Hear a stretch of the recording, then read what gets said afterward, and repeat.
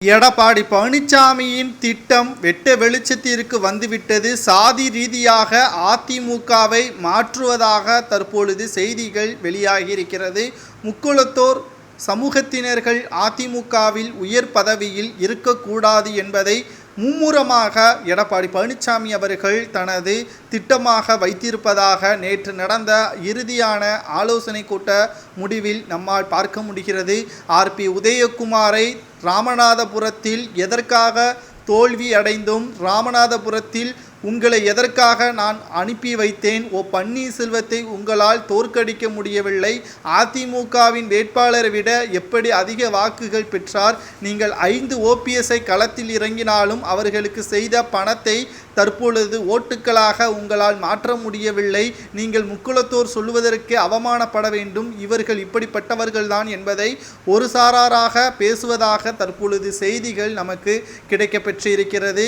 எடப்பாடி பழனிசாமியே பொறுத்தளவிற்கு கொங்கு மண்டலத்தைச் சேர்ந்தவர்களுக்கு மிக முக்கியமான பொறுப்புகள் வழங்கப்பட உள்ளதாகவும், வரக்கூடிய காலகட்டத்தில் எடப்பாடி பழனிசாமி தலைமையிலான அதிமுக மாற்றப்படும் என்ற செய்தியும் இதன் மூலமாக வெளியிடப்பட்டு வருகிறது.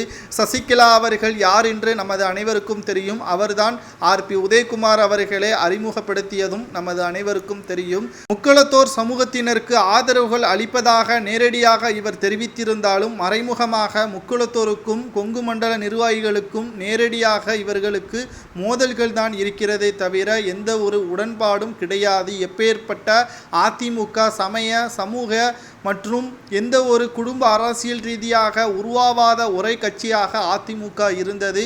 மறைந்த முதல்வர் ஜெயலலிதா அவர்கள் இருக்கும் வரை, அவர் இறந்ததற்கு பிறகு அதிமுகவை முழுமையாக கைப்பற்ற வேண்டும் என்பதற்காக கூவத்தூரில் சசிகலா அவர்களை எப்படியெல்லாம் பேச்சை மாற்றி அவர்களது கவனத்தை சிதற வைத்து காலில் விழுந்து குட்டிக்கரணம் அடித்து முதல்வர் பதவியே எடப்பாடி பெற்றார். அதற்கு பிறகு சிறைக்கு சென்று இதமாறங்கள் கூட ஆகவில்லை.